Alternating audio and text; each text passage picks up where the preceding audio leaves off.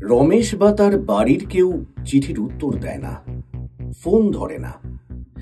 এদিকে গোটা শহরে তো মেয়েটির নামে একেবারে বদনাম রটে গেছে। আসলে ওরা রীতিমতো ঘনিষ্ঠভাবে ঘোরাফেরা করত, জঙ্গলের ভিতরে নির্জন জায়গায় গিয়ে বসে থাকত। অনেকেই দেখেছে। মানুষ সেসব নিয়ে খারাপ কথা বলতে লাগলো। মেয়েটিও তখন কেমন যেন হয়ে গেল। ঘর থেকে বেরোয় না, কেউ কিছু বললে কেমন ফ্যাল ফ্যাল করে তাকিয়ে থাকে। এই সমস্ত মানসিক চাপেই সম্ভবত ওর বাবা হঠাৎ একদিন হার্ট ফেল করে মারা গেলেন। মা তো ছিলেন না, মেয়েটাও একদম একলা হয়ে গেল।